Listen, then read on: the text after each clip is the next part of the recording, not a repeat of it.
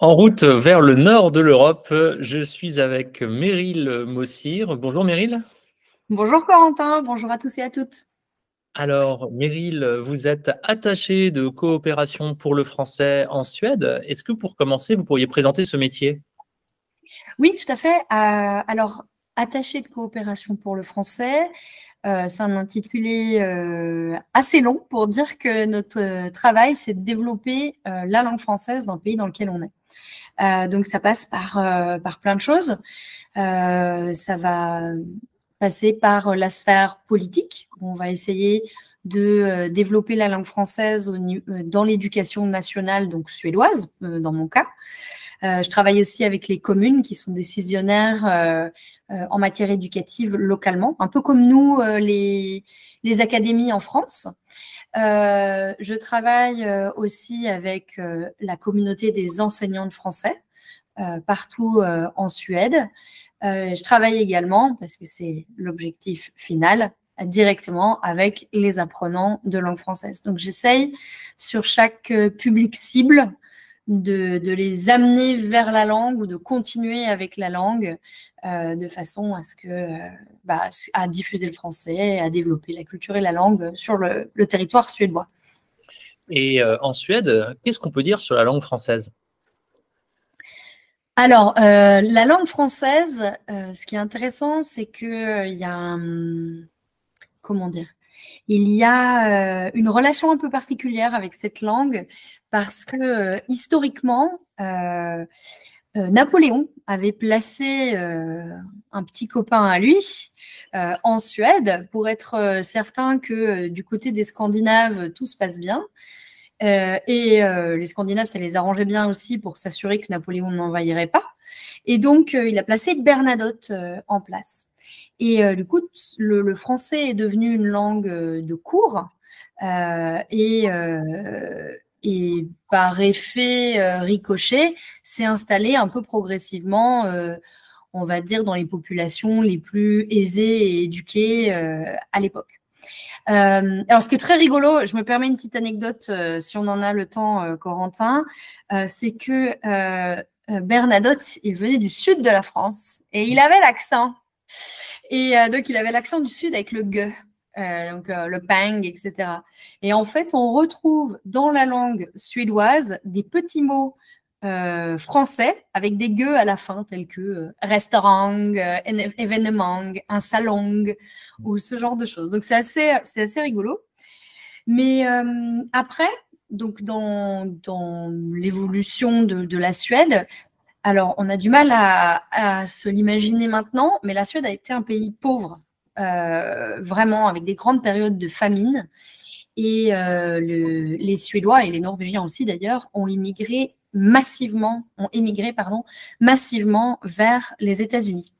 Et donc, il y a une énorme diaspora suédoise aux États-Unis. Et donc, ils ont un lien désormais quand même plus fort avec cet énorme pays qui, de surcroît, est très, très fort culturellement, il faut quand même le dire, plutôt qu'avec la France. Néanmoins, il y a quand même une certaine francophilie et francophonie, notamment chez les plus âgés. Mais nous, on essaye de développer cet enthousiasme autour de la langue française chez les plus jeunes aussi, et de modifier aussi l'image qu'ils en ont, parce que c'était la langue de cours, et du coup, c'est un petit côté snob, on peut le dire. Et donc là, l'idée pour nous, c'est de montrer que le français, c'est une langue parlée par plein de jeunes, qu'on utilise dans une culture très sympa, et avec des grands sportifs et des grands artistes très chouettes. Et donc voilà. Et sinon, par ailleurs, on a quand même beaucoup de destinations au sein du monde francophone qui sont très sympas. Et puis ils ont quand même un tropisme ici pour Paris et Nice. À Nice, vraiment, c'est très clairement Nice. Pour Paris et Nice qui nous font beaucoup de bien parce que au niveau du tourisme, ils adorent aller dans ces deux villes. Donc, les raisons pour lesquelles ils apprennent le français, c'est effectivement des raisons un peu de tradition historique, mais c'est moindre quand même. C'est pour le tourisme, mais aussi pour le côté culturel avec tout ce que la France et les autres pays francophones, je ne les oublie pas, ont pu apporter en matière culturelle. Et dans quel cadre ils apprennent le français? Alors, la particularité de l'Institut français ici et des alliances françaises ici, c'est qu'elles ne donnent pas de cours. Donc, on est vraiment des outils de coopération et il y a des événements culturels aussi. Donc, le français est appris dans les écoles, à partir du collège, à l'université et dans les écoles pour les adultes.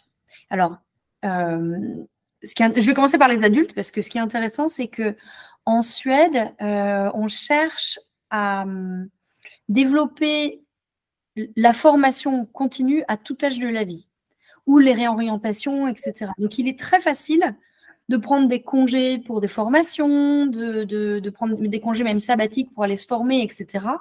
Et l'éducation est gratuite tout au long de la vie. Donc, c'est vraiment assez formidable de voir ça. Et donc, à tout âge, ils peuvent reprendre l'enseignement du français, de l'espagnol, de l'allemand, de ce qu'on veut.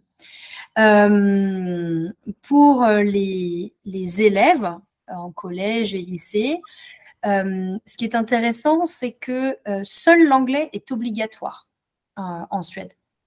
Comme langue étrangère, évidemment, le suédois fait partie du cursus, mais seul l'anglais est obligatoire et après, ils peuvent choisir de façon facultative une autre langue. Donc, à presque 50%, ils choisissent l'espagnol. À 19%, j'ai les stats exactes, hein, à 19%, ils choisissent l'allemand et à 14%, le français. Alors, on est bon troisième, mais ça n'a rien de surprenant. L'allemand, c'est presque logique parce qu'il y a une proximité entre ces deux langues, un peu comme entre nous et l'espagnol ou l'italien. Ils font partie des langues germaniques. L'espagnol, il faut quand même reconnaître au monde hispanophone que ces 10 dernières années, ils ont été formidables sur le plan culturel.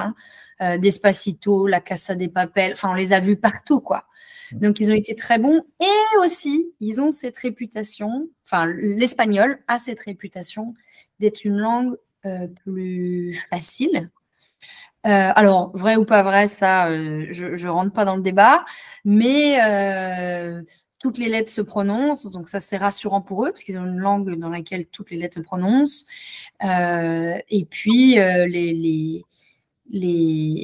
la prononciation, pour eux, est très importante, et la grammaire est plus simple que celle du français au démarrage, en tout cas. Donc voilà pourquoi. Mais ce qui est notable aussi en Suède, c'est que les écoles bilingues sont interdites, sauf pour l'anglais. Alors, pourquoi l'anglais, pourquoi pas les autres? C'est parce que, alors j'ai pas dit que j'étais d'accord avec ça, hein, je dis juste que c'est comme ça que ça se passe en Suède.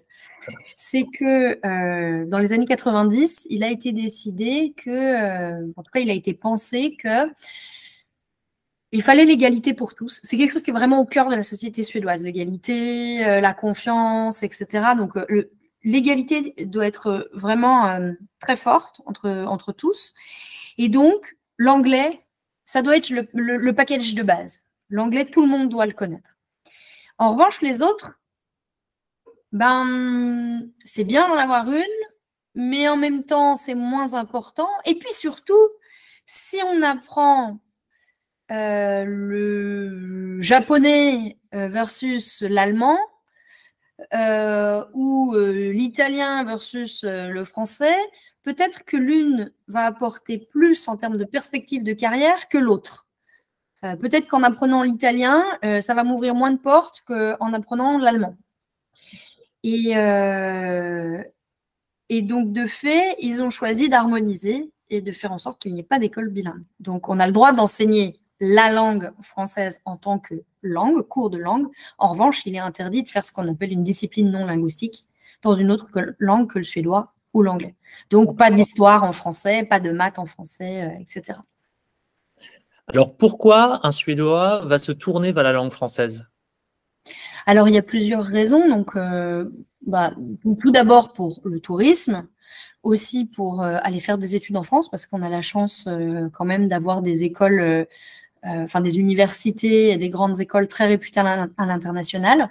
Donc, on essaye de miser énormément là-dessus. Et ce qui est très intéressant, c'est que les filières en français attirent beaucoup, mais aussi les filières en anglais en France attirent énormément. Et ce qui est intéressant, c'est de voir que 93% des étudiants qui vont étudier dans les filières en anglais apprennent le français sur place. Donc ça, c'est bien pour nous aussi en termes de développement de la langue et pas seulement de l'attrait pour la France. Donc ça, c'est très chouette. Alors, je suis désolée, mais les statistiques sont plutôt orientées France. Hein. Je n'ai pas celles de la Belgique, ni de la Suisse, ni du Canada, ni du Sénégal. Mais en tout cas, on va se concentrer sur la France. Et puis, en fait, l'année dernière, je me suis penchée sur la question de mais quel intérêt ils ont pour leur travail à apprendre leur français. Est-ce que ça va leur apporter une plus-value ou c'est juste pour aller acheter des croissants à Paris, quoi. Et non, mais et donc, je me suis rapprochée d'institutions très célèbres ici en Suède. C'est pas une obscure étude que j'ai menée de mon côté avec des chiffres tirés d'on ne sait où. Je me suis rapprochée de l'équivalent du MEDEF suédois, de l'équivalent de Pôle emploi suédois, d'un centre de statistiques national et aussi de l'éducation nationale.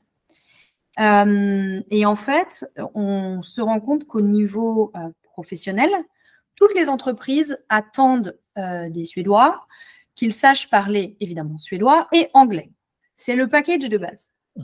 Mais que quand ils vont recevoir 2 CV, à CV égaux, on va préférer celui qui a plus de compétences, et notamment si les marchés sont tournés vers l'international, et donc ils auront besoin potentiellement d'autres langues. Et en fait, dans les analyses, on se rend compte que la Suède a des liens économiques et d'échanges très très forts avec l'Allemagne et la France. C'est pour ça que tout à l'heure, quand je parlais de l'Italie versus l'Allemagne, c'était pour cette chose-là. Et que de fait, tous les échanges, tous les investissements, dès qu'ils sont européens, partent en général soit vers l'Allemagne, soit vers la France, quasiment à égalité. Là où l'Espagne n'a finalement que très peu d'échanges commerciaux avec la Suède. Et donc, apprendre le français et l'utiliser dans sa carrière, c'est vraiment, vraiment un plus. Et quand on a fait cette étude, notamment avec le Pôle emploi suédois, ce qu'on notait, c'est qu'il y avait une forte demande de locuteurs de la langue française. Alors, ce qui était intéressant, c'était de voir que ce n'était pas à Stockholm. Ou si, mais en fait, beaucoup moins que ce qu'on aurait pensé, que c'était plutôt dans les villes secondaires, Göteborg, Malmö, etc., où il y avait une forte demande parce qu'en fait, il y a moins de talents, entre guillemets, qui sont attirés par ces villes-là. Il y a aussi moins de francophones natifs qui sont dans ces villes. Et donc, il y a un gros besoin. Mais ce qui était intéressant de voir aussi, c'est qu'il y a un besoin au niveau culture d'entreprise. Et il y avait des annonces pour, par exemple, des marchés en Tunisie, où on demandait qu'ils soient locuteurs du français, mais aussi en connaissance de comment ça fonctionne culturellement en Tunisie, au niveau professionnel, de quelle façon on échange, comment sont les rapports interpersonnels, etc. Donc ça, c'était vraiment intéressant. Et en fait, tout l'objet de mon analyse, c'était de savoir quelle était la plus-value du français en Suède et pas d'encourager la fuite des cerveaux vers la France. Parce que s'ils veulent partir vers la France, ils le feront bien tout seuls.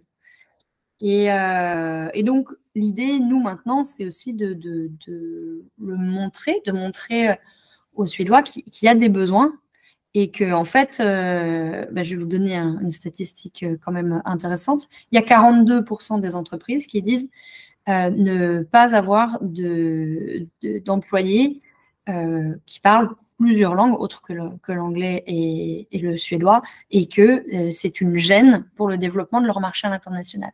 Donc 42%, c'est quand même très important. Alors Meryl, qu'est-ce que vous diriez à un Suédois ou bien une Suédoise qui hésite à apprendre le français? Alors, ce qu'il faut savoir, c'est que les Suédois se plaisent énormément en Suède. Hein. Donc peut-être que j'orienterais comme ça. J'y vais, hein. Alors, je dis, la langue française est présente dans 36 pays. Donc, apprendre le français, c'est s'ouvrir à une richesse incroyable, qu'elle soit économique, culturelle ou même linguistique, parce qu'il y a des variantes partout. Et ça permet des voyages, ça permet de découvrir énormément de choses et c'est très complémentaire avec la Suède. Merci beaucoup. Merci à vous, Corentin, et merci à tous et à toutes de m'avoir écouté.